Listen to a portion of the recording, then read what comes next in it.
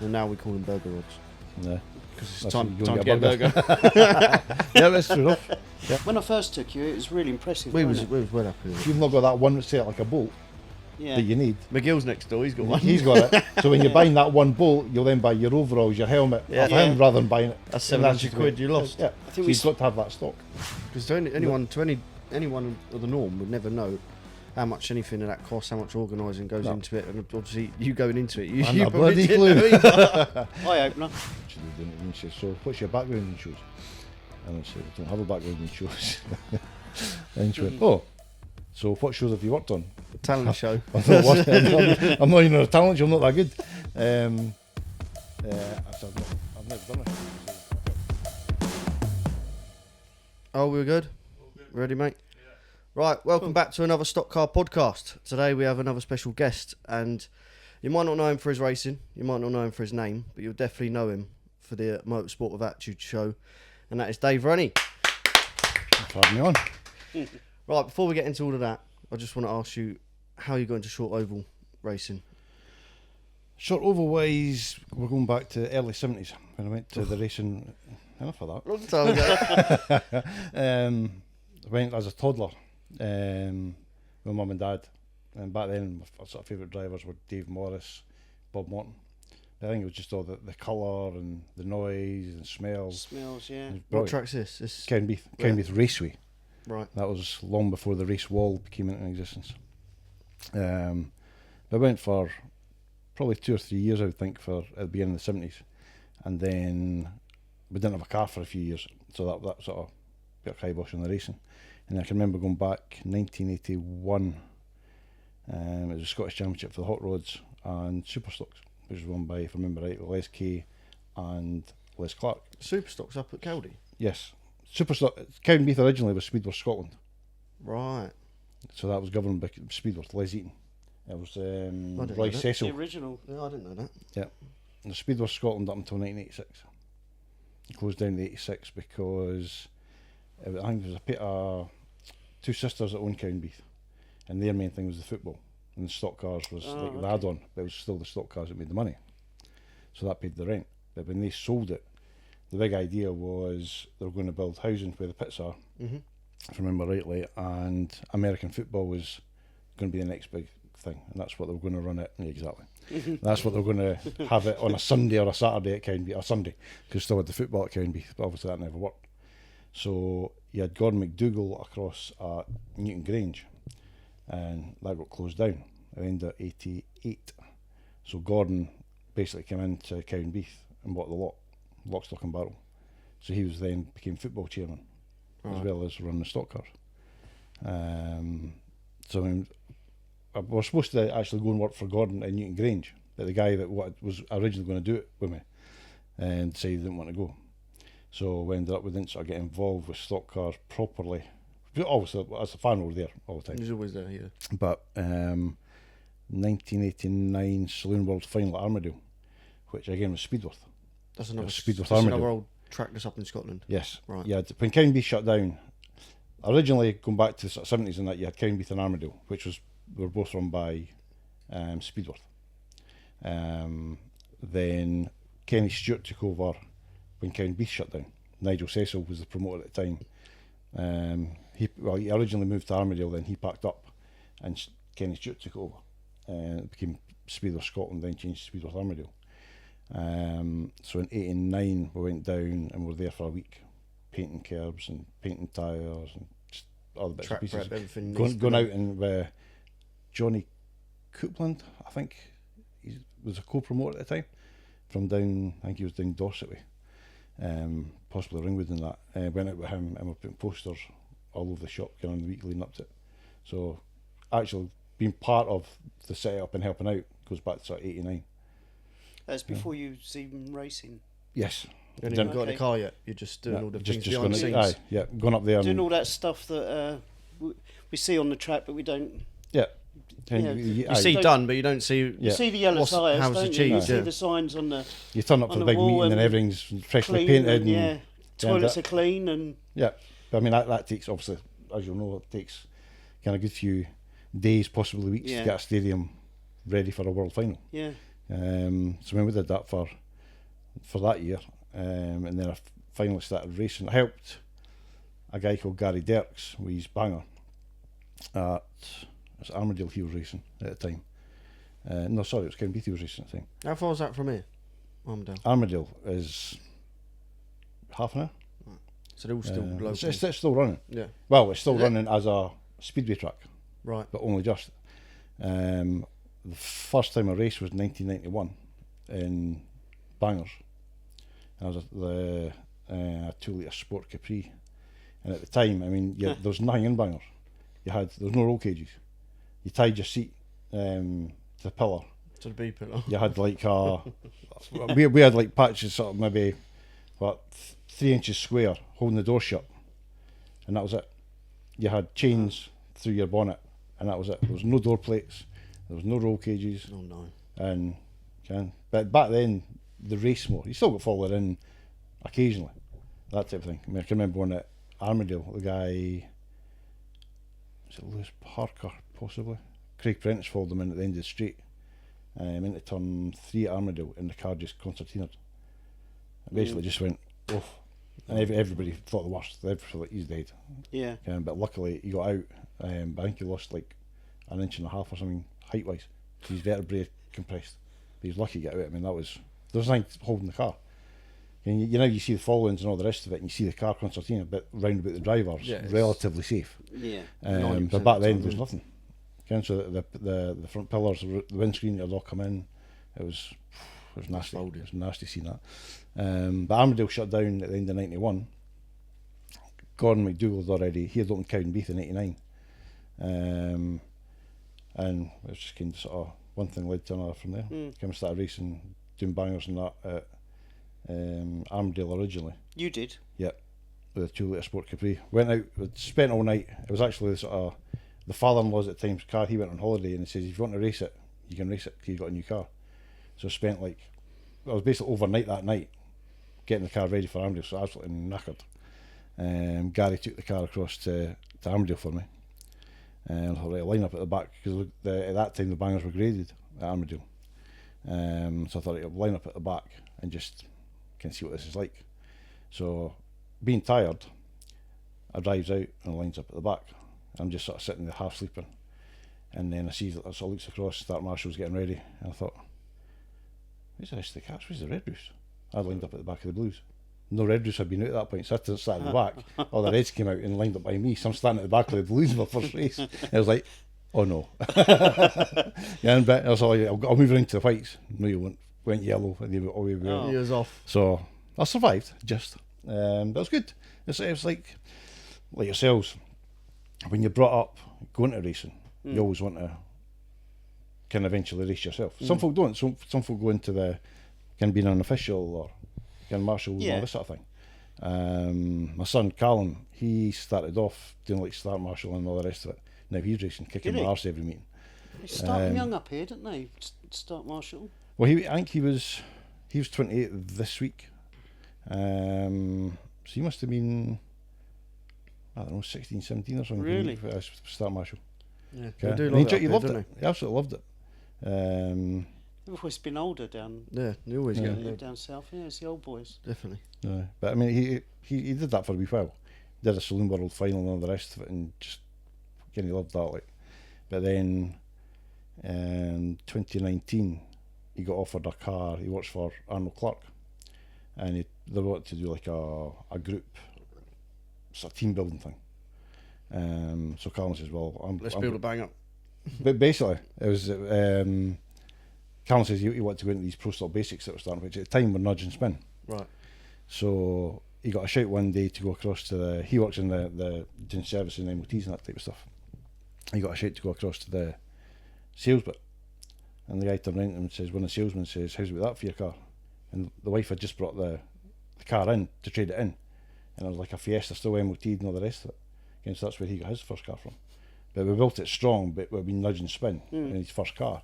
And then over that winter, they changed the rules so it was non-contact. So everybody else was going for 2x2 cages, and we had this big banger cage.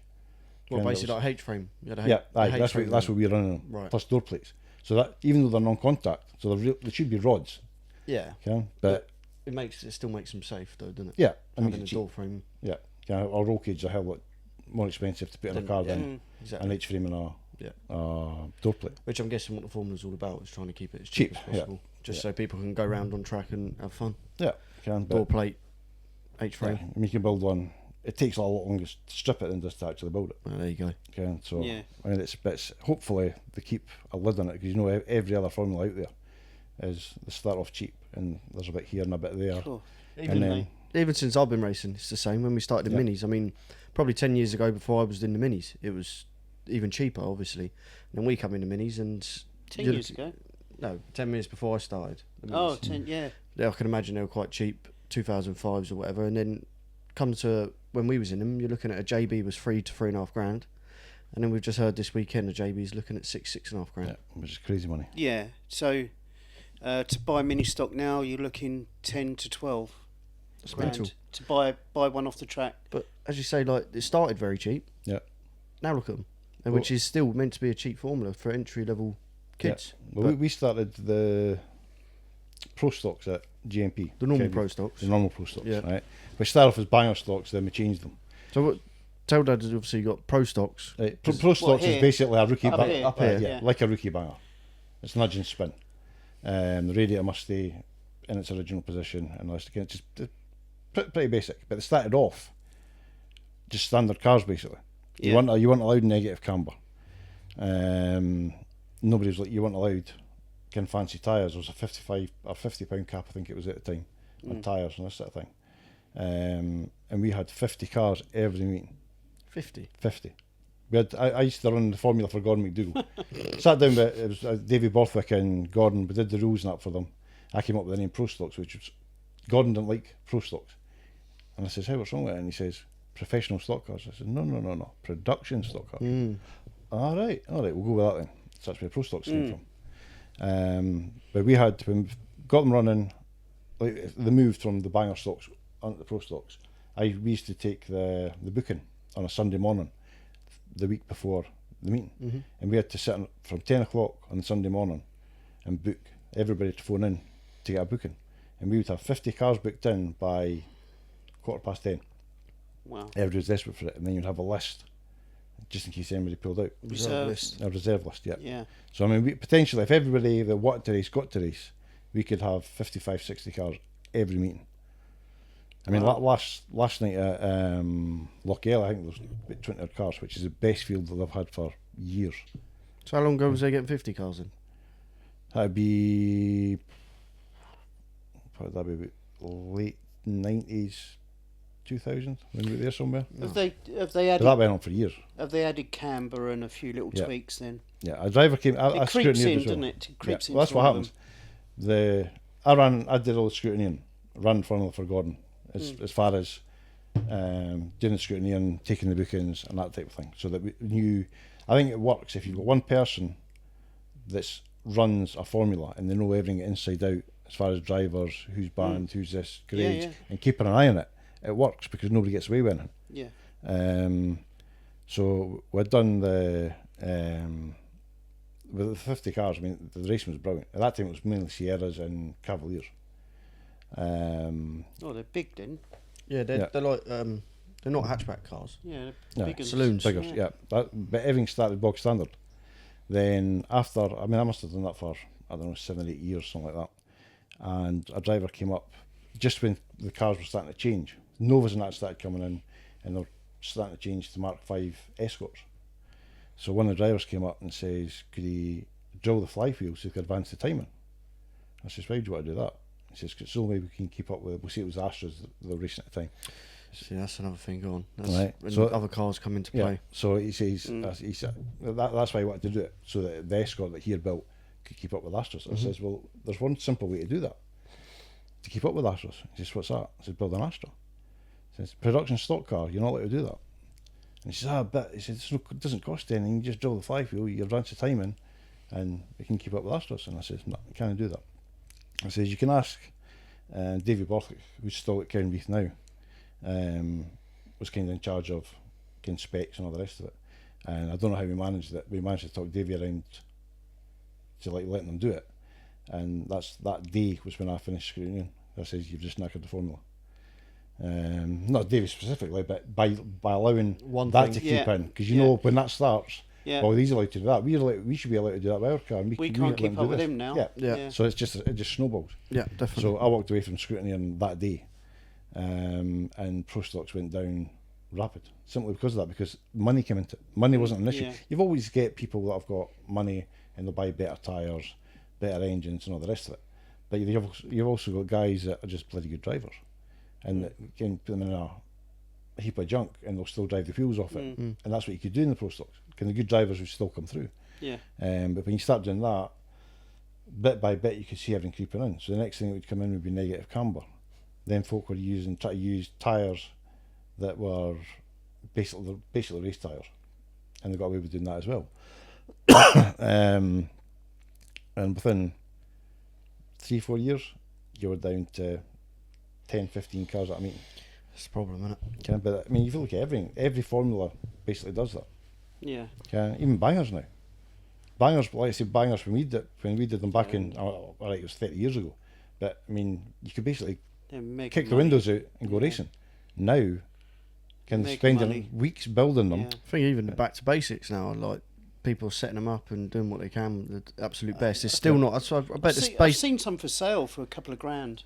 I don't know if it's the back to basics, but the normal ones are still like people what they're doing to them. Yeah. Obviously, we're not really in that zone or in that Yeah. specific bit, but it's what they can do to them now. Obviously, So when you see an unlimited banger going up for sale, raced for $7,000 or whatever, Yeah. you think, what the hell's going on? Yeah.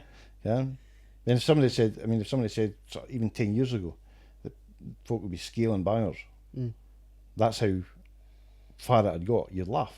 And now it's just that's well, what imagine happens. what was people doing in the pro stocks then, and obviously then once that all starts coming in, then it starts getting a bit more serious, and then people yeah. start excelling away from everyone else. I mean, you with it. always get if you got a car that's got 100 brake, somebody's going to spend money to get their car to have 105, 110, and then somebody's going to try and go that a bit further. Then they're going to start playing about with suspension, or they've already played about with suspension probably. That's when negative camber comes in.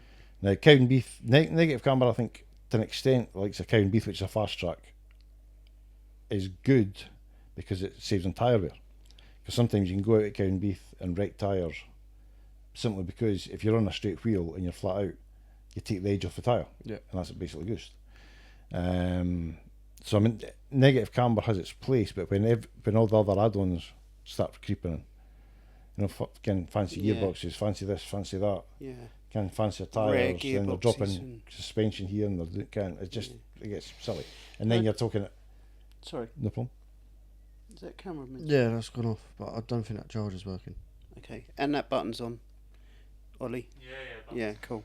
Just Right. double check that Yeah. phone camera as well. We just cut that bit out, but No cool. problem. I just spotted that camera's gone. Yeah, I off. see that earlier, but yeah, sweet. It's alright. I need to sort the charger out for that properly. I think it was the charger. Anyway, carry on, Dave. Sorry, Dave. Yeah. So I mean that's how a lot of the formulas. Yeah. It's every become- formula. Yeah. Same as ours. Same Yeah. as ours, yeah. Every formula is the same. I mean, you look at saloons. Yeah. I mean, saloons. You're going back to the heyday of sort of 80s, 90s, etc. 70s, 80s, 90s. But the cars sat higher. When they came out a corner, if you're flat out, the back end was drifting a bit. That would give somebody a chance to put you around. Now the cars are that low and that fast. Yeah. It's all so basically you get fired at the end of the straight. If you're on a pace for somebody else, if you're on the pace, the only way somebody can take you out is to follow you in at the end of the straight. Which isn't really. Yeah. It's good to watch, but it's not. It used to be a lot better when somebody got spun out and you could see them sort of waiting, and coming back in, go and get the whoever took them out. Get their revenge. Aye, I mean the saloons back then I think were 10 times better. I still enjoy the saloons. I've seen videos back then, and they just look nuts. They're back full. then. They're full space frame, aren't they? Yeah, Saloons. well, they're full race cars. So they It's like everything. they weren't originally, were they? No. So the conversation in the pits yesterday was, I wonder when ours are going to go full space frame. They may as well. Yeah. That's when it so sounds. like you say, I it's think we an tried that for years evolution, ago. isn't it? Of, Yeah. Probably That's the next promoter, thing. though, isn't it? The promoter's got to Yeah. say no, it's not happening. Yeah. whether it will or not, I don't know. But they probably didn't think about that. That's annoying. Do you not fancy muting that? Come on now, Papa. That's a rookie mistake. Yeah, obviously the saloon started off normal cars, and then why Yeah. did they eventually go to space frame? What was the reason I behind think that? it's do you just, know? it's just the same. They're easier to work on if it's They a are a space lot frame. easier. You're not trying to put ironwork inside an old shell. Hence, it's a lot easier Yeah. to have a space frame and like mount everything off that space frame. Yeah. It's easier to build, it's easier to maintain. It's a lot stronger probably. It's just, they say it's evolution, but it doesn't do some of the formulas a lot of good. Yeah. Well, the other one that's done it is 2 2 litre hot rods. They were the same as ours, weren't they? Where When you you had the fir- floor, the bulkhead, and Yeah. When you first started, it was they were pretty much just souped up It's just like production stock cars, rods basically, yeah. weren't they? Yeah. 1600 stock rods originally, Yeah, basically. rear wheel drive. Poly rods, Yeah. as they were when they first came out. And Poly rods. Back in the day. and now they're a full space frame, exactly like the national hot rods. Yeah. You know, how did that happen? Yeah, why did Yeah. It's What just was where that? every formula seems to go, and it's just money. Yeah. And I think a lot of formulas that used to have, like the F2s, if you go back, I keep going back, but 15 years ago, it was they branded it as Europe's biggest racing formula, and I think there's 500 odd cars or something. what the F2s? The F2s, right? And you look at it now. I don't know how many there is now, but it's nowhere near 500 cars. Certainly not racing on a regular basis. I mean, Cowdenbeath, when Gordon McDougall had it, you had 2 heats in consolation basically every meeting, which meant you had the best part of 40 cars plus. Now Cowdenbeath's average is probably 12, 14 cars. Okay. Oh right. If you get 20 cars at Cowdenbeath, I mean, it's awesome. And Cowdenbeath with a lot of cars on it, it's hard to beat. But saloons are the same. Saloons They sort get of them. come and go number wise. They get them for the big Oh, right. championships. Yeah. Just say the Super Bowl up there, and then the other major championship they Yeah. get. They always get. It's hard to beat Everyone a big loves race at it, don't Cowdenbeath. they? Yeah. Honestly, every time they go to a major championship at Cowdenbeath, the saloons, they talk about it on Facebook and all that after, and the videos. is We always just get loads nuts. of videos. Oh yeah, to of course. watch. But then you look at them in a normal meeting. No, I mean, you need the atmosphere. I think. Yeah, what's- which Cowdenbeath brings with the way it is with Yeah. a lot of people. because it's got a stand. And we were racing at Cowdenbeath last week, and we sort of popped our head in just to have a look at the football. And it was Linlithgow Rose, I think Cowdenbeath were playing, and Linlithgow scored. And the fans, they took the roof off the stand. I was shocked. I didn't realise there was that many people there. But when the stock cars are there, used to when Gordon had it, used to play "We Will Rock You" as the rolling lap music. So everybody in the stands clapping their hands, stamping yeah. their feet. It's a wooden grandstand, the old part of the stand. So when they're stamping their feet, it's just superb. It just builds the atmosphere right up. But even in recent years, the atmosphere at Cowdenbeath's not been as good as it was maybe 5-10 years ago. Okay, but there's probably not as many people going there. Well, a lot of it now is because it's split between Logelli and Cowdy, which are on Yeah, the same that's it. days, Yeah, That's been Yeah, it going doesn't on help. forever, though. which is isn't it? just a That's been bit going on for a long- silly. well, Obviously, 50 years now. without getting in Yeah. politics too much, I think that's just silly. I Why is think- HRP and Cowdenbeath on the same day? Yeah. 10 minutes from each other. Well, when it first started, Lochgelly was on a Sunday, because I used to take photos in the middle of both. So I did a full season, and I did every Cowdenbeath meeting, every Lochgelly meeting, as long as they were like both on at the same time, which was rare. But it doesn't help the sport. But I think Lochgelly or HRP found that the mentality of the Scottish stock car fan is they want to go racing on a Saturday night, and they want to do something with the family on a Sunday. Right. So they changed to Saturday night. Mm. Which it's just, I mean, both tracks, if you could get them working together like they did a few years ago, Yeah, they've with the sort of- 1300s and that Yeah. it was brilliant. That's good, yeah. But I mean, occasionally with the 2 litre hot rods and all the rest of it, I mean, you could have maybe once or twice a year. The A super visit. stocks going back. Yeah, Super visit. stocks race there from 65 to 86. Again, there's world finals for the super stocks, British finals, and all the rest of it at Cowdenbeath, and it was brilliant. But whether that happens, I mean, National Hot Rods now only race at Lochgelly. Last year, they stopped racing at Cowdenbeath and Crimond, which is down to them. They said, well, as far as I know, they said that they weren't interested in running National Hot Rods, so there wasn't enough cars anymore. Right. I mean, when you're getting 2 and 3 cars It's not No, good. It's it's not good no- for the formula. Nobody wants to watch it. Then all of a sudden, last year I think they had 16 cars at Lochgelly, Scottish cars. Scottish only. Scottish cars. So you think, well, that's the ideal time to get them at least to Cowdenbeath. If they don't want to go to Crimond, because Crimmond's really hard on tyres. Plus It's a a bit lot travel. higher up. Yeah. Whereas when Cowdenbeath's It's a lot higher up. Cowdenbeath's a brilliant hot rod track. You might remember one of the best races I've seen at Cowdenbeath was I wouldn't have thought that. no. If you've got the correct bits and you go that outside, you get some brilliant racing at it. Drive out of the Yeah. that corner, yeah. You've got the. There's a lot of people won't do that. You'll see them at sort of Lochgelly. Lochgelly's more an inside line track for the hot rods. So they go into the corner and they're just hitting each other back ends all the time, because nobody's really that much quicker to go around the outside. Whereas Cowdenbeath, if you got it to go outside, if you're brave enough to go to the outside, then you can do it. I mean, one of the best races I saw was like I think it was I can't remember if it was a British Championship or something, but it was the last big championship that Cowdenbeath had. And with Carl Board laying that up, it was actually Dean Wood went to the outside in the final and just sat on the outside of, I think it was Billy Bonner, and eventually passed him. And he just sat there and just kept it going and going and going. And when you've got drivers, you've got like Jock Burgoyne that used to do it in Stockcars, but there's a lot of people who won't do it because when you're on that outside line going that quick, can sort of 6 inches, I think what it does very quick. You know, all it takes is just one slip or somebody to give you a nudge, Yeah. and that wall nobody's ever beaten the wall. That highly doubt wall's it. solid. Or you do Yeah. the old stop rod thing where you go to the outside and everything just comes past. Yeah. you, doesn't Yeah, it? that's Think, what why happens did at I Lochgelly. bother? Yeah, you'll That see was a cars at mistake. Lochgelly. Why did I Plenty of bother tracks. doing that? Yeah, and they'll sit behind for somebody for like 5-6 laps, and then think, right, I've got to go to the outside, and they're sat in second, and they're guaranteed second because nobody can get past them. Yeah. Then they go to the outside, and like you say, before you know it, within a lap they're down to 8th, 9th, and they can't Yeah. get back in. Especially when it's like a top quality field, because they just Bumper to bumper. It's aren't bumper to they? bumper, Just and there's- train through. if you go out and you can't pass, you're going backwards. You're in Yeah. reverse. It's Seen a it tight. brave man that goes. Yeah. When it's done successfully, it's so impressive. The speed weekend's very, very good for that. If you've got a train of them and you do see someone just go to the outside, I've seen it. Andy Sturt a couple of times. Yeah. He just shoots the outside and you think, Exactly. God, and everyone's then cheering for him. Yeah. Like even if you're not an Andy Sturt fan, I'm sure you'd be cheering for him. Yeah. If there's a couple of Yeah. there's a train of 5 of them on the inside and he's the only one that's There's gone on the somebody outside. trying, Somebody's trying it. Yeah. You're like, God, and he's just hanging it on around the outside. Aye. There's lots of drivers won't.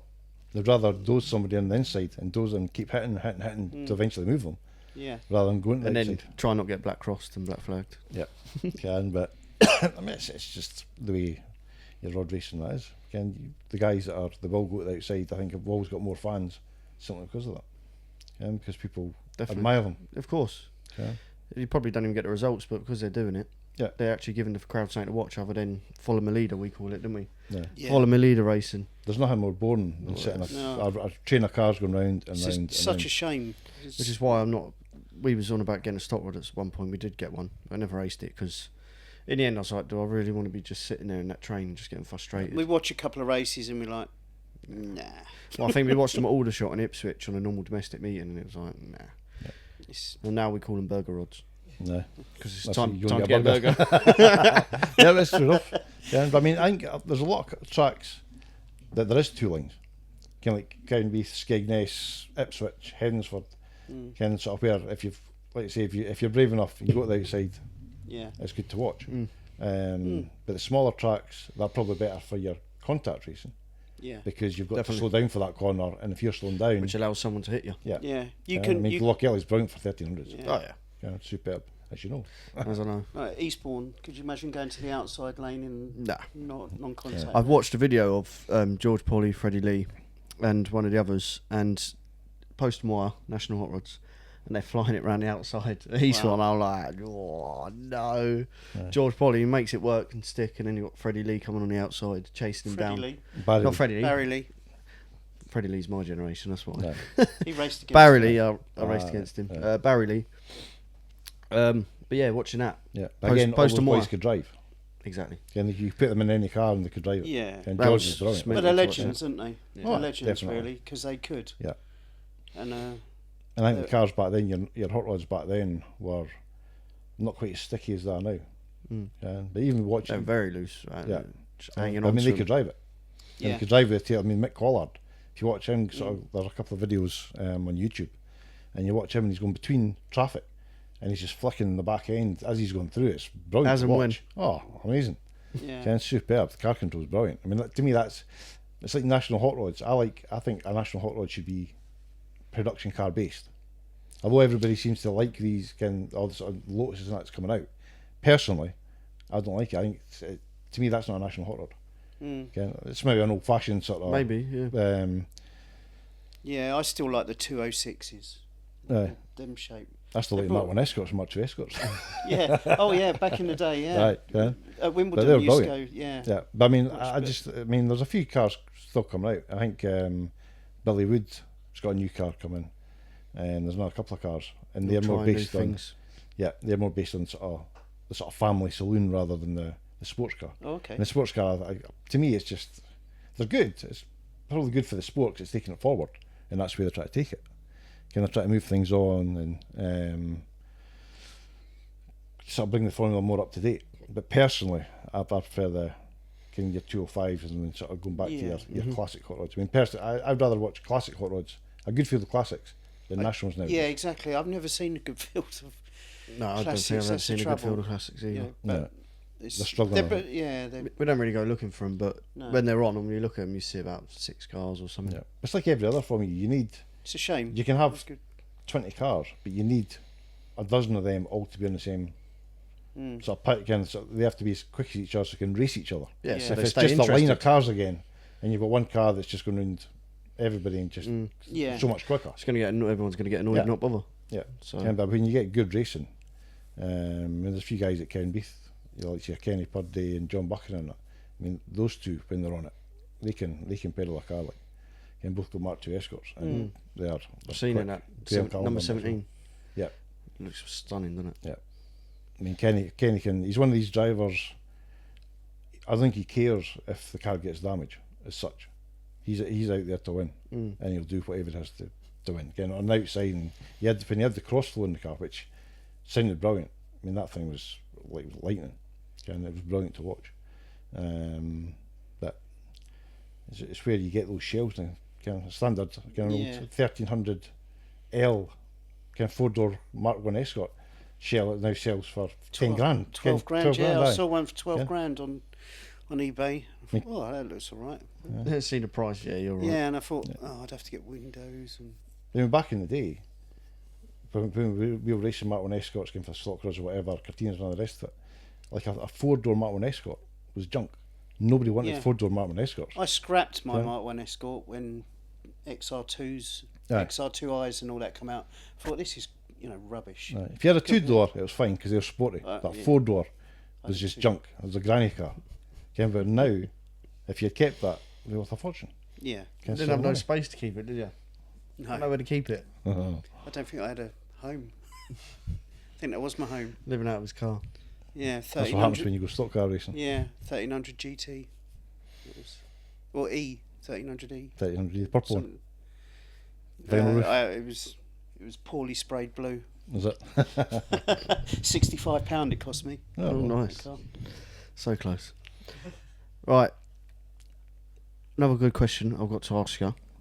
How do you go from helping with promoting the track, Yep. being there obviously throughout, and then doing your bit of racing, to then putting on something like the Motorsport of Attitude? It all started. How does the idea come from? The idea wasn't mine.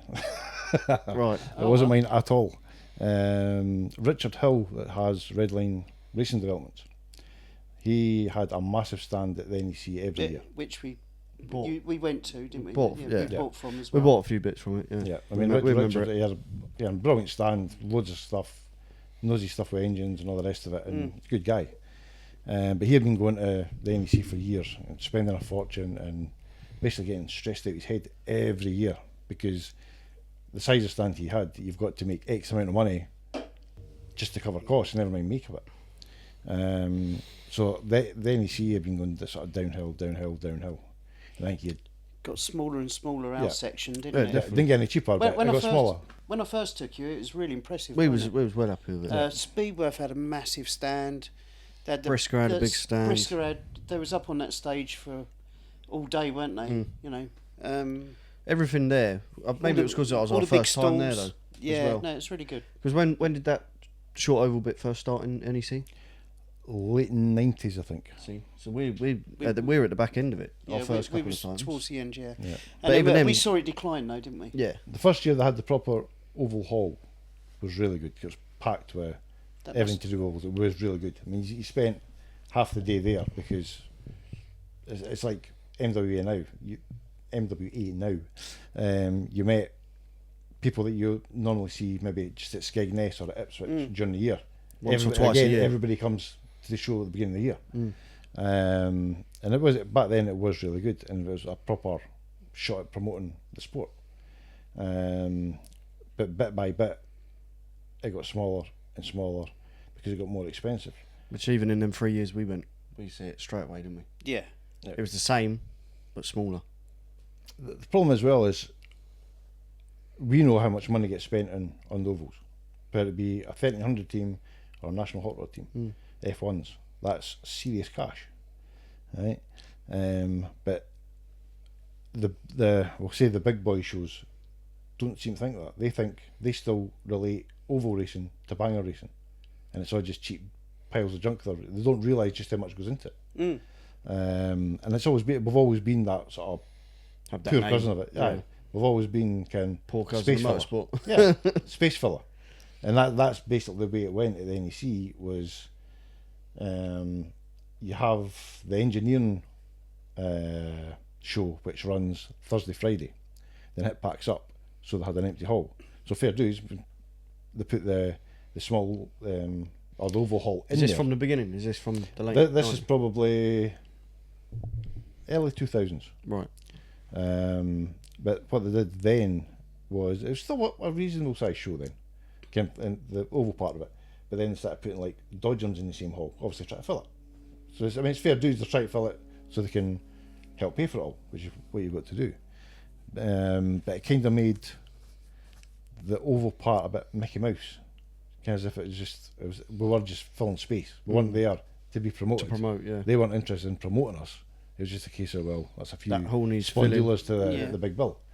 And it just went downhill. They brought that live arena in, didn't they? Yeah. I mean, that the live action to begin with, I think it was we had, going back to the early 2000s, we did a magazine, Oval Racing News. So we had a 2x2 stand down at the NEC. I think at the time it was like 250 quid. And then you get there and do you want power? Oh, we need power because we were like running videos and that type of thing. That was an extra £175. You're like, what? I only want it for the weekend. Okay? But that's just the way shows are. Jesus. And we did, back then, they ran a show on Saturday night that was all ovals. So it was What, live action? live that action. was all ovals, right. So it was all ovals. So you went in at 6 o'clock, which was perfect for us because show shut I think at 6. And then you go and watch the F2s, F1s, National Hot Rods, whatever was on. And that was good because that was like our thing. But I think after that, it was just genuinely, bit by bit, just kind of got smaller and smaller because it was getting too expensive. Yeah. I mean, the first year we did MWA, it was cheaper to get into MWA for the day than it was to park at the NEC. Yeah. How much was the parking in NEC? Oh, And then you have to get a bus there, didn't you? I think it was Yeah, £13, bus wasn't it, last time we went? It was £17 now, I think. I think that year it was something like £16.50, Right. and we were So, £15 yeah. to get in. Yeah. So I mean, £16.50, and you've not even got out the car yet. I mean, that's just because of the venue. Yeah, So obviously it's the venue the is NEC, charging that. It's not yeah. the show, but it doesn't help the show. Because by the time, if you're going with a family, by the time you park, buy your tickets, and then the price of food at every show, all the shows are the same. I mean, it's extortionate for what you're getting. Yeah. But that's just what it is. But you sort of go expecting it now. You know a burger's going to cost you £7. You don't want to pay that, but If you want to you eat. can't get anything else, so tough. It's just the way it is. But I mean, it got smaller. And going back to Richard, I think he was, like I say, he used to get really stressed out every year because he had so much to do. Yeah, Richard Redline. Because Richard again is Richard and his wife were basically it. They had to do everything. So every bit of that for the short oval. for the stand. For their stand. Yeah. So I mean, it wasn't like you had a big. But once they got there, quite a few people helped them. But setting it all up. So I mean that's stressful because you're trying to think everything. Yeah. Okay, what the stand's going to look like, where everything's going to go in the Must stand. have had a lorry load of gear there. Oh yeah. He had an Arctic. An Arctic. Yeah, a mate had an Arctic, and he actually used to fill that. He had to fill the Arctic. If he didn't fill the Arctic, he didn't have enough stock to make money. Right. By the time he paid for his stand. Because that was a big stand. He used to have the big square one, didn't he? All the way around, four Yeah, sides. done got bigger seats and bigger. and everything, didn't he? Yeah, everything was there. You'd go and sit in the seats and. Aye. Yeah, he had the sort of contract for Ultra Shield and Kirky. Yeah. I remember the one big stand in the middle. It was bang in the middle for Yep. the first year or two, I think. Aye. It was massive. Oh, I mean, yeah. he had all the gear. Like we used to do the catalogue for him. When you're sitting doing the catalogue, you realise just how many bits that he stocked. But as you say, if you don't, someone like that who's a supplier, if you don't stock that one bit, they're going to go elsewhere. Exactly. So And you've then got to who have does it. the same stuff, Yeah. but he's got that bolt that he needs, so therefore he's going to spend his money with them. That's right. And they buy a bag full of stuff. How many Aye. bags did we buy? Oh yeah, out? the first year we was like kids at Christmas. Yeah. We need to go get a bus, go and drop this off in the car, and come back. Come back here. But it's like, it's what you're saying, yeah, if you've not got that one set like a bolt Yeah. that you need, McGill's next door, he's got one. he's got it. So when you're buying that one bolt, you'll then buy your overalls, your helmet off him rather than buying it. That's And 700 just quid what- you lost. Yeah, I think so you've got to have that stock. One year we bought a few bags off McGill, didn't we? Yeah. So he gave us a spring set up for our car. He gave us a pointer, didn't he? And then we was like, Yeah, right, we'll just, shop with you. He won us over. Right. Yeah. That's just I the way it goes, I but was like, oh, what springs are you running? Oh, it's these. Wow. right. Yeah, here's our money. Get the wallet out. A bit more info. Yeah. But Richard, he had done up to 2018. I think 2018 was the one that just he thought It's not worth it anymore. It's for the hassle, the stress, and what he was making out it. It just wasn't worth all the effort. See what I mean, he's constantly. He's got like an order book for as long as you're armed for engines because he knows what he's doing with engines. So he doesn't need that hassle. He can make his money just by doing his engines. That's what I knew him for. Yeah. Was engines mainly. Like And then we says- see him at the stand at the show, didn't we? Yeah, yeah. It's like, oh, he does all this you as see well. red line engines. Race yeah, engines, exactly, yeah. he is good with his engines and all the rest of it.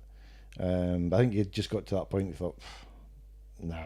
It was right after. I think it was like the Wednesday or Thursday after the NEC had taken place. And I was on the phone, and when you speak to Richard, you're usually on the phone for about an hour and a half because it's usual stock car stuff. You phone him to ask him one question, and you're off in tangents with everything else. But it's brilliant. Okay, you always enjoy a conversation with Richard. We were talking about the NEC, and he said, "I think that's my last one." And I said, "What's wrong?" And he's like, "The costs and just the hassle." And then just out of the blue, he turned around and says, "You should do a show." And I thought, "Me? Why you? I don't know." He just came out with it. Oh. He said, "You should do a show." And I says, "Why?" And he says, "Well, you got enough contacts because we did the magazine, right? Right. So we had contacts around the UK. We've been involved with stock cars for donkey's years and all the rest of it. And it was just one of those things. Right then, and that was kind of, we went on and talked about something else. And then I phoned him again about a week later, and he says, "You thought about it yet?" And I says, "What?" He says, "The show." And he says, "You think so?" And he says, "Have a look at it. Just see what you can do. Just have, you've got the contacts, just you can look into it and see if it's viable type thing." So I thought, so it kind of put it on a back burner. But it's one of these things that's always in the back of your mind. You know? So I started looking. I think it was about February. I started properly looking at venues and all the rest of it. And originally we looked at Stoneleigh, just south of Coventry, and talked to them, and yep, that wouldn't be a problem. It'd be good to have you here, and blah blah blah. And I thought, right, okay, got the price. And I thought, bloody hell, okay, a lot of cash. And then, Because to anyone of the norm would never know how much anything of that costs, how much organising goes into it, and obviously you going into it, you a probably bloody didn't clue. know either. Eye opener. No, Yeah. I mean it was like I let's say I got the price for doing it, and I'd been to Stoneleigh for Race Retro, which is like a sort of by that time maybe sort of pre-80s type thing, sort of car show. So I've been there and I thought, well, that'd be quite good. There's space there to do this, that and the other. There's halls. But then after a couple of weeks of talking to them, they're starting to ask, like, what traders will you have? And I said, well, I don't know, we're just kind of sort of starting to look at it. But if you come back and tell us what traders you're going to have and can tell us this, tell us that, and I'm like, why are you worried about that? I couldn't suss out at the time why they wanted a list of traders, but it turned out because that doesn't normally happen. And you pick whoever you want there. It doesn't matter what. Well, what I thought. See, being naive, I thought the motorsport shows, to an extent, would help promote each other, because if I promote them, there's going to be people that wouldn't have gone to their show that will go, so they're making more money. Then you got vice versa. Flyers at yours, flyers at theirs. Yeah, and but just to me, that's the way it should work, right? But no, it doesn't work that way. Every man for himself. Quite the opposite. Every man for himself. Basically, what they wanted to know was they were scared in case we took any traders away from them, because we were going to be running. I think that year we were running a week before them at Stoneleigh. Right. So they didn't like that idea. So they basically every single little thing that I wanted to do or wanted to know went to them, and they had to race retro basically, right, without them actually saying that's what was happening. So basically, it was down to them. It wasn't down to the venue. It was down to them whether we got to do the show or not. But as soon as I sussed out that's what they're doing, I just pulled out. I thought, nah, I'm not interested. Because nobody would. You're fighting against not even the grounds, are you? No, because I mean, to me, company. The way they saw it is competition, which maybe to an extent it is, but the people that come to MWA, you're lucky if you get 2%. They'll go to a retro or whatever else, because it's different people. Yeah. Yeah. But that's the way that went. So we then looked at other venues like Manchester, try to get somewhere that was kind of reasonably central. And then one of my mates, big Chris Mackay, says, if you try Peterborough, he'd gone to like a Jap Fest type thing. And I thought, no, I haven't looked at them yet. So I went and had a look at them, and of course they had the Speedway track. I'd actually been there. I didn't realise at the time it was the same place, but the old Alwalton Stockcar track was part of that. It was actually now part of the car park. Right. The back straight is now, you can still see the back straight in the car park. So I thought, well, that's kind of a bit heritage, like to do with stock cars. Yeah. The Peterborough Panthers track is on the same site. So you've got the Speedway, you've got the heritage of stock cars. Brilliant. Good place to go. Mm-hmm. And there's a bit that we could do live action. So we got in touch with them, got a price from them. They were a lot easier at the time to deal with, because they didn't have that big car show. They had Truck Fest and those sort of shows, but they didn't have a motorsport show, and that's what they wanted. So we ended up going to Peterborough. And is this you just doing this all yourself? You're driving down to these venues, chatting with them? Aye. I still can't nothing. Right. But we went down we did like a sort of press day. It was quite funny because they turned around and they said, best thing to do is do a press day and just let folk know what you're doing. Right, no problem. So put it out on Facebook, we're going to do a press day if anybody fancies bringing their cars along. And I think we had 80 cars. 80. So we phoned them and says, right, we're coming down on the Friday. I think we can make this work, guys. And we're going to bring some cars. They all right, no problem. How many cars are you going to have? And they were expecting 5 or 6. That's what they usually have. It's just a taster. Just to but show someone what sort of cars. Do it. And I thought, well, I'm not going to say no. If you want to do it and you're happy to do it, because basically all it was coming along, get all the cars in, like basically for a photo, so we could put that out. I remember that actually. Aye. I do remember. I mean, those cars came from everywhere. We drove down on the Friday morning. I think we got down there and went to I think it was the Holiday Inn or whatever, for something to eat for breakfast. And we're sitting at 9 o'clock. And 9 was happening until 12. So we're sitting there at 9 o'clock and Stockcar came in. Because like where the window is for the restaurant you're looking straight across the entrance to the venue. There's another stock car. There's another stock car. There's a transporter. There's another stock car. By the time we actually went out, there was about a dozen cars already sitting, and this was like at 9 o'clock in the morning. People are used to the race times, yeah, aren't they? Getting there 2-3 We hours do like early. to get. We do like to get there early. Yeah.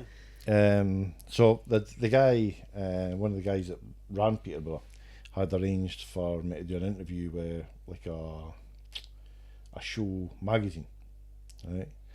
So I thought, right, okay, we'll do that. So we went across to the office before it all kicked off, and she did the interview and says, "So what's your background in shows?" And I said, "I don't have a background in shows." And she went, "Oh, so what shows have you worked on?" A talent show. I'm not even on a talent show, I'm not that good. I said, I've never done a show. I says, I've helped promoters and that kind of racing, but I've never actually done Run a a show. meeting, yeah. And she kind of, the look into to Dean, the guy that helped run Peterborough at the time, and they sort of looked back, and I thought, is this not good? Like, does this not happen very often? She says, so you've never done a show, you've never been part of a show? No. Oh. That's some confidence they got in you from there, isn't it? Well, exactly. Our next line to Dean was, I take it you're going to hold his hand through this. And I thought, the hell is that supposed to mean? Yeah. I thought, how hard can it really be? You get trade stands, you get cars, they all come in, you set them up in a hall. Get burger vans. But, well, no, you don't. Oh. Because food and drink is the big money earner at shows. So they provide So the they right. take it all. Yeah. So right. where you've sort of, before you've got into all the ins and outs, you've thought, like say, burger vans, well, they should make good money, can make X amount there, X amount there, bit by bit, all gets chopped off. Gets taken off you. Yeah. So you've got your stands, you've got your cars. And Yeah, so I mean, if you've got the stands come, the cars come, you lay them out, that's it, is it not? Basically, yeah. But when it comes to shows now, I think about 20 years ago, that basically kind of would have been what it was. And people will be happy, and that's it, right? But now, everything's paperwork. You've got to have everything signed off by their health and safety officer. You've got your own health and safety officer that can do the exact same job as What that you're guy. paying for. Yeah, but you've got to have it the venue's health and safety officer, which is $2,500. And all they're doing is, what are you doing? Right, okay, well, $2,500. And then bit by bit, exactly. And then you're like, so you start, like I did the plan for the live action. Because the live action was at the back of the main hall. You can imagine the insurance for that, and Yeah, well, it's as you go along, there's all these bits come in, and you've got to get in touch with this person and that company and this company and all the rest of it. and it's still just you doing all this. Yep. Right. Yep. I mean, there's a few folk sort of talk to. Advising. Advise, like Trevor Stimson that became our health and safety. Yeah. And we had like Sir Richard Kalita and Helen Kalita that were helping out. Mm-hmm. But that was like just general chat at the time. They came to the show and were brilliant help. I think they kept them back to help us this year. So once you got to the show, you're surrounded with people that could do the job and were brilliant at it. They weren't show people, but they kind of ran it. Like Helen's brilliant at organising things. So if you say to Helen, right, this is who we need on stage, give it to Helen, just forget about it because Helen will do it. They're going to be on there at that time, yeah. Richard is one of these people that you stick him on a stage, stick a microphone in his hand, and you can just walk away and forget about him because you just talk all day. Is that a commentator? He's a commentator at Skegness, a Right. presenter. Presenter, yeah. So Richard was brilliant at that. Mm-hmm. Loads of other people, like we had guys like Chris Cartmel and Kelly who run Crimmond basically now. Can they come down? They were helping us do bits of like sort of signing drivers in. Richard's missus was helping us sign drivers in. We had guys like turning up drivers and that to do scrutineering for us and this type of thing. But as you're going through everything that you seem to do is £1,000 or £2,000 or £3,000. It's never a couple of quid. No. I mean, like, so we had to get concrete blocks for the live action. So I mean, luckily at that time, and I thought it was expensive at the time, but the company that we used then, had concrete blocks at one of their other yards, so we had to pay for them to bring them up to the show, to the showground and that. So every time you put concrete block itself is nothing. Now you can buy them for say £100 each, or rent them for say it's £25 for the weekend for one block. As soon as you have to get that transported, you're £600 to move them 10 miles. Yep. And that's what. So and you only get 6 blocks, I think it was at the time, 6 or 8 blocks per on load. the truck. So if you need 50 blocks, and there's another £4,000 or £5,000. Boof. So the blocks themselves are cheap. You can maybe rent the blocks for the weekend for £1,000. But if they have to transport them, make that £6,000-7,000. And it's just everything gets added on as you go. It's like when we did the show, people say, "Oh, you must have made a fortune out of that amount of people that are there." No. So how much do you think that show cost? And they're like, oh, "Well, you had this and you had that." And it must have been maybe 20 grand. Not even, you're hitting, just about hitting 6 figures. Yeah, it's not. By the time you paid everything. Yeah. And what bugs you is you've got like the security. Now you get told you must use this security company or that security company. So they come along and you're standing watching, and all the guy has to do is check wristbands as they come in the door. And you stand and watch them and they're on their phone. Folk are just walking in. You think, I'm paying you £27 an hour. Yeah, that's or some not money paying gone, you innit? company. Exactly. money So gone. you're losing 2 ways, because you're paying this guy £27 an hour for doing nothing, and all these people are just walking in with the wristbands. But as you get better, and obviously the more you do, the more Yep. experience you come, all of these things should... Well, I mean, you You'll learn know from your what- mistakes. Exactly, you'll know what Yeah. company to use for what. Yeah. You'll know who you can trust. You know how it should be run. That didn't work last time. Yeah. Scrap that. That's Right. So hopefully, obviously, you're still very early in the days of promoting shows. So, was this coming on to the 3rd year now? This will be the fourth. Fourth, We yeah. did 2 at Peterborough. We were going to do one at Farnborough, but that didn't work. We're just about there. But again, it came down to a big show that was there, not liking us making waves. What you wanted to do, yeah. Which, I mean, they'll never come out and tell you that, but you know That's their correct. actions, it's obvious what's happened. Yeah. Um, So you didn't manage to get that we one. didn't get Farnborough. They then looked at Stafford. Now by this time, COVID had hit. COVID had sort of gone for the best part of 2 years. So we thought, right, is there still an appetite for it? Do people still want it? So we did Stafford this year, and it was low key. We went down. We didn't really see anywhere that you could do live action. Well, actually, we've spoken to a few guys, the National Hot Rod guys, Dean Wood and that, and they all said, I don't think you need live action. I think you could just do the show, because they've done you remember, Fred, back in, what was it now, the show they did down London way? Well, Brentwood. Brentwood, yeah. Yeah. I mean, that never had live action, but it was still a good No, it show. didn't. And That was alright. It's in a hall. aye, wasn't it? it was just like a gym. Looked like type- a sports hall. Aye. I From the took you pictures I there, saw. didn't Yeah, I that's took right. you there. I don't remember that. I remember seeing pictures. I remember being there. But I remember there was you like was in netball lines on the floor That's and all right. that. Yeah. So I mean, Was it in the minis? No. Yeah, back then. I don't remember that. But I just remember pictures of cars that were there online. Yeah. Anyway. Yeah. so I mean, it can be done, but I mean that's a small scale. And the problem with having a show like that, but it's small scale, the only people that's going to come is oval racing people.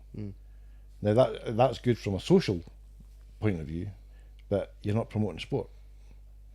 And it's time, but when they were doing it, I mean, let's say we all travel down for it. So in this place, people came from Ireland, probably Holland, kind of go out a bit. It was good, but it wasn't doing what I wanted to do. I wanted to try and promote stock car racing, autographs, all the rest of it. But I thought, right, we've not got the funds to go daft and try and do live action anyway. So we'll go this year and we'll just have it as like a trade stands, the live stage, with the stunt team and that in the indoors, doing sort of BMX stuff and the bikes and that type of stuff. And you can then assess it ready for So next time. it was one of these ones that there wasn't a lot of people really care. It was all right, but the feedback from it was what we needed. Exactly. Do people want this? If they don't want it, we'll just give it up. We've done it. We've had a shot. It's not going to happen. Yeah. But I mean, the feedback was Yeah. brilliant. But right from the word go, the main thing people said they missed, because a lot of them was obviously going to Peterborough, was the live action. Yeah. Now the live action, the first year was really good. Second year we didn't get as many cars for some reason. We didn't have the F1s because that was the aftermath of what happened to Birmingham. With Colin North. Yeah. So that kind of the F1s, just the sound of the F1s is what people love to hear. Yeah. So it didn't have the same vibe as the first one. And after Stafford, or during Stafford, on the Saturday when I was speaking to people, because what I was trying to do is go around and speak to people and see what they like, what they don't their like. opinions why they're there. Aye. So I'd gone round and it was the same thing again after the show on Facebook and that. The only thing that was missing was live action.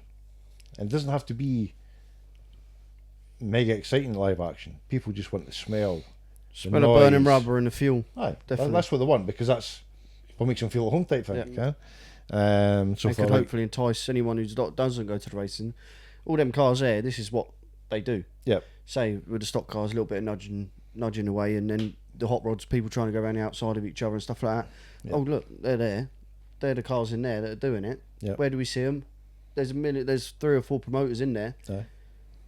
So That's what you need. I mean, I think you do definitely need the live action. Yeah. Definitely. but what we did was on the Sunday afternoon we got Brian Smith, who's ORC track inspector, Trevor Stimson, who's our health and safety, and we went round and tried to sort of see if we could find somewhere that within the venue that we could do live action. So initially we went up to just outside their sort of office building. There's a car park, so we kind of measured that out, and I thought we could do it there. And then we came up with the idea, what if we did it indoors? Because the main hall is basically the perfect size for it. And Chewy, Chris Campbell, I think he was the first one that sort of, we'd kind of thought about it, but he says, that's where you want to do it. He says, that's where you should be trying. Okay? Because he had obviously been standing looking at it and thinking, okay? Because Chewy and Kelly gave us a good hand this year. So I kind of looked at it and thought, well, this could be something special, because if you've got F1s or whatever else going round indoors and the seats and standing is on a balcony, so it's totally different because everybody's looking down on it. So you can see, if you go, then you see indoor live action's good, but they disappear behind the pillars. So you're only really seeing them coming up the straight into that bend, coming out that bend. So I thought, if you're standing looking down and seeing every part of it, Yeah. the noise that's coming up, the smell's coming up, Yeah. that could be something really special. I don't think there's ever been, that I know of, in the UK, that type of event where you're looking down on it. I mean, you get stadium motocross and stuff. For stock car racing in that way, I don't think there has been. It's all been on the same sort of level, tiered seating. So we looked at it, and I says to Brian, and Brian says, well, I don't see why you can't do it. Trevor's the same. He says, as long as you've got your concrete blocks and that in, but you're basically protecting the building, just like we'd done before. Yeah. Because what we did at Peterborough is we had the concrete blocks, Harris fencing, and then 2 metres back we had cow barriers, which was all, that's, the insurance were happy with that. Yeah. Okay, and so here there's no chance really, or very little chance, of someone coming off a car and going 20 foot in the air. Can't happen, but it's a lot safer if everybody's looking down. If a wheel comes off and bounces at the same height, it's not going to hit somebody in the crowd. No, that's right. And then what you've got is right next to the main hall, you've got 2 smaller halls, which have got big doors into the main hall. There's your pit area. So everything's indoors. So drivers are there. You're not having to do anything outside. So it can pee down rain. It can do whatever. That's fine. Once you're in, Yep. and we're sorted. So I thought, this could actually work. So Chris Burgoyne was down visiting the show, and I shouted him across. I says, what do you think if we did this? And he says, well, I would do it. He said, that'd be brilliant. Sound. So I went in, we finished the show up, and I got a meeting the following morning with the management, and they were What, the grounds? of the grounds, Yeah. the venue, yeah. And basically, I'd gone back to the hotel, and usually on the Sunday night after the show, that's it. You're knackered. You go and get something to eat. You go to bed. My head was buzzing now because I'm Ready for the next one. doing this shit. So we went in. It's one of these things. See, when you sit down, like for an interview, or whatever, and everything just comes out spot on. You know every answer, everything they want to know. You're already ahead of them. You know? So they thought it was a possibility, but they'd have to go and think about it. By that Thursday, they'd signed it off and said, okay, you can do it. The only thing we had to put the insurance that you've got to have was 10 million, which is an industry standard. Yeah. Because it's indoors and you've got cars racing indoors, it's now 20 million. Right. So that puts your insurance up. But Can't you get third party only? I doubt it. We can try.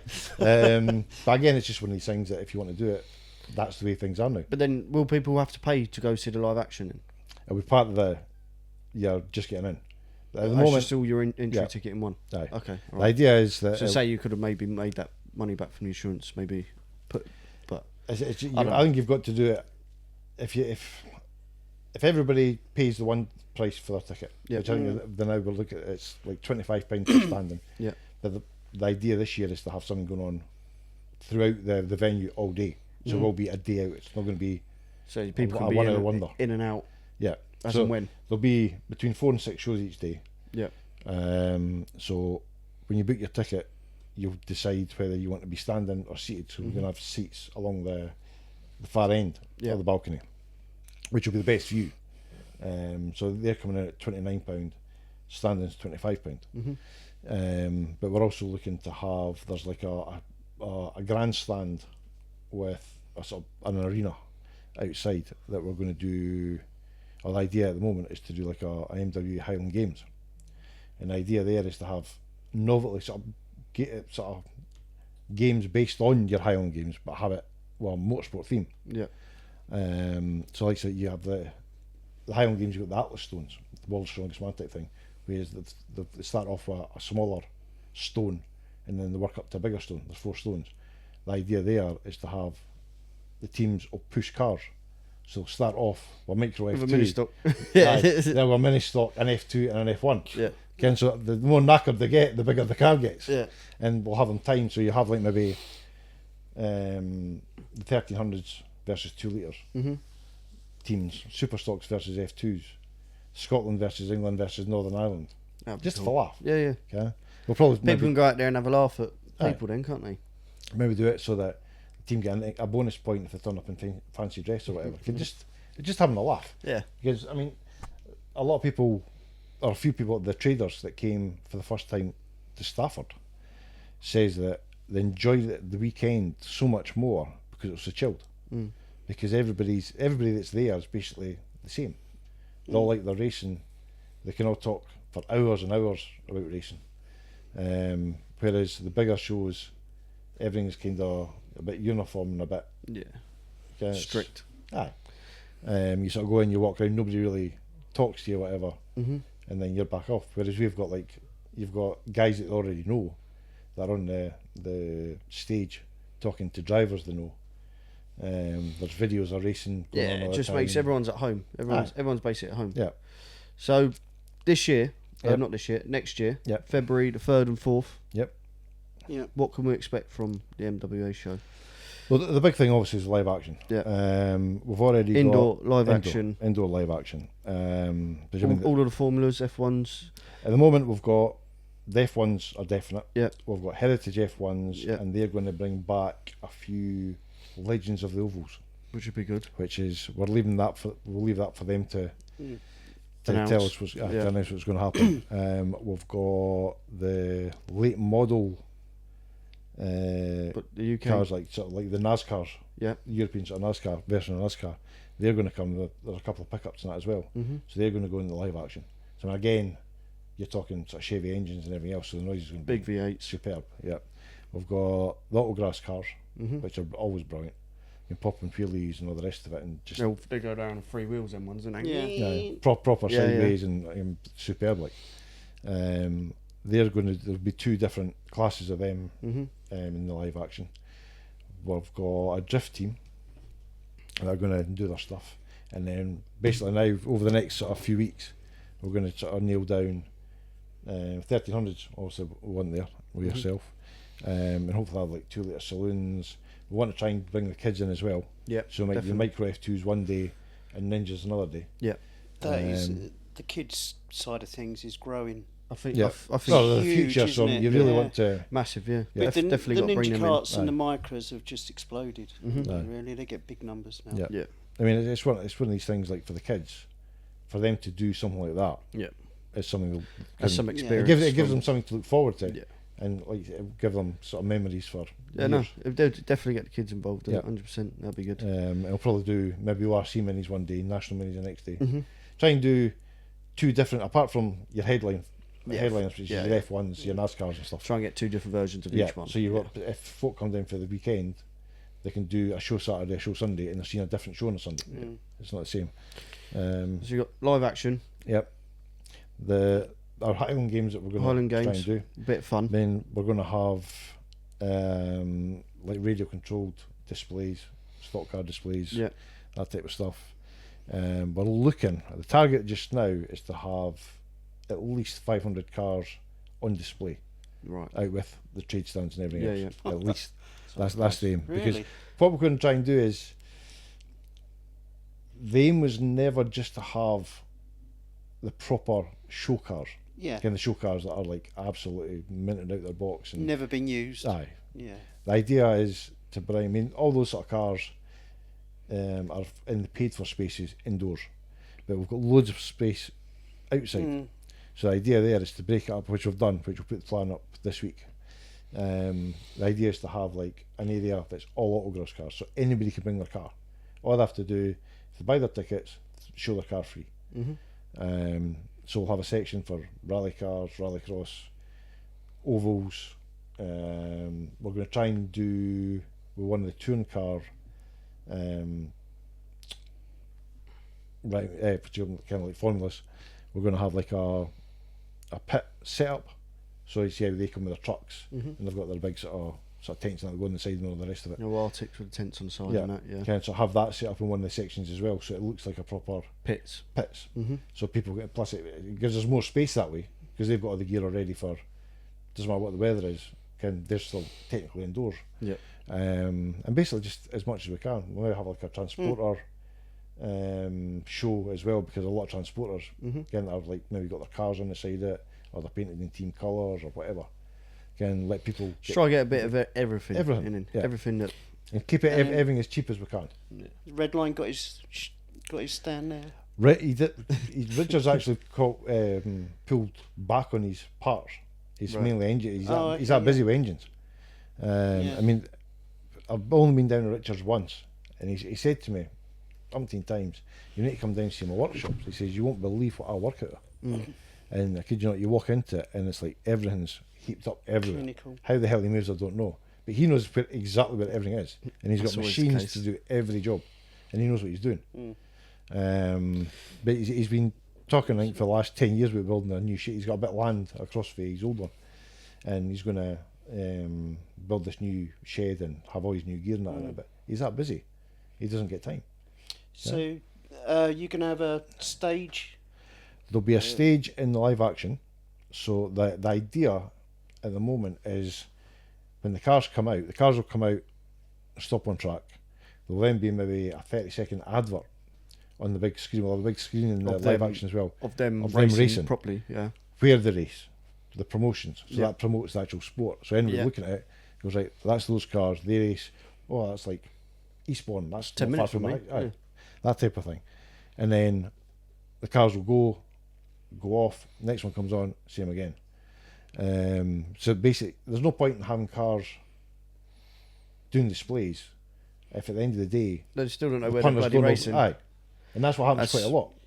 Just Yeah. where we talked about before, whereas take something from one show, Yeah, if you don't agree with it, or you think it's sort of there, but it needs this, no. add it into yours with, Modify with the best it, bits, and get modify it it to yours. to make it better, because you Yeah. know what it needs.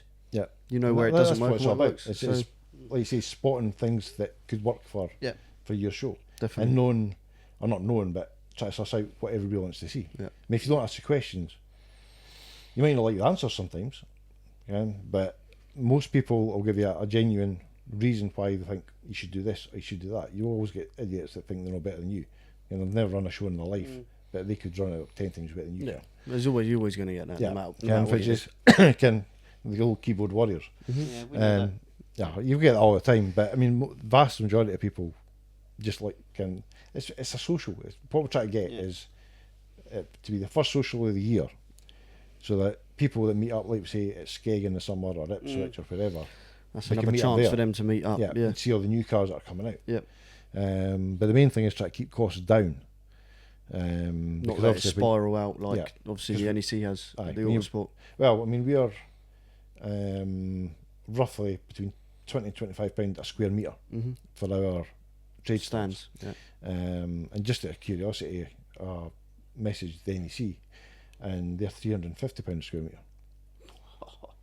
Okay, so when you're talking Yeah. £350, Yeah. that's just It's mental. that's Yeah. why it's, everybody's complaints with NEC was everything's just too expensive. Whether you're going as a visitor for the parking, blah blah blah, tickets wise, or trade stands, you just can't afford that sort of money now. So I mean, you've got to, if you can't come to a show and make money, or at least set yourself up to make money through that year by getting your product out there, there's no point in doing it. Yeah. Okay, so you've got to be as cheap as you can, but at the same time, you've got to cover costs. Okay, and So- it is a lot of money. You're talking Yeah. over 100 grand to do the show. Can people think you're doing it for 20, 25 quid? No. That's no, it's not even a deposit. That's it. Sounds Man. like it's going to be amazing. Well, hopefully, obviously, hope it all goes well for you. Yep. We'll be supporting it all the way Good up man. until February the 3rd, 100%. Hopefully, as you say, we get the 1300s there, and I can get as many 1300s there as we can, however Yep. many you want. Hopefully, if the drivers do as they should and support the I'm formula sure they and will. whatnot, which I said I'm sure they will. Yeah. Where can anybody find any information about Motorsport of Attitude? They'll get us on Facebook. Yep. Motorsport of Attitude on Facebook. Yeah, Motorsport Attitude. Motorsportattitude.com website. Yep. That's where I've looked, and your page Yeah. comes up with your. Yeah, I mean, that'll be getting updated big time over the next few weeks. Now, Right. Yeah. So keep We know an what eye we're out in the doing, next yeah. few weeks. Yeah. We've got some ticket deals sort of coming up just now, so early bird ticket deals. Basically, to try and get as much cash in as we can early doors, because we've obviously got to pay Yeah. everything gotta up pay front everything to out, everything. yeah. That's the problem. Everybody wants to come and do it at the last minute, but that doesn't help us. No. So obviously, the only way to do that is do special deals. Yeah. Lovely. But I mean, Advance that, tickets. yeah, the target, like I say just now, is to have 500 cars, minimum 500 cars on show. And the other thing we're trying to do is have guys coming in on the Saturday, the Sunday, with their road cars that are maybe inspired by motorsport, and we'll run like a best in show for them. Yeah. Just basically that's your trying to bring in the outsiders in. Yeah. I've never seen. Any sort They of look at motorsport, an F1 really. and go, "What the hell is Yeah. that?" Yeah. Yeah. Everyone So- loves a car show. Yeah. Aye, Definitely. And again, I mean, if it's the noise, the sound, and that we'll get Yeah. from the Thunderbolt live action, should be absolutely brilliant. And that's what was missing from the last show. Yeah. And obviously, we'll hopefully get a lot more people in because we're running that, which helps your traders. Definitely. No, Which, that's which it. just helps everyone. Yeah, Helps I mean, everyone. it's- Helps you keep being able to do it as well. Yeah. So that's the main thing. Yeah. Right. If anybody does want any more information, Motorsport of Attitude on Facebook, check them out, or motorsportofattitude.com. Yep. Go check them out. Thank you very much, Dave Rennie. No problem, Appreciate thank you. Thank you. Appreciate your time. Appreciate your hospitality while we're up in Scotland, No looking problem at all, after us. anytime. Thank you very much. Brilliant. Thanks, Dave.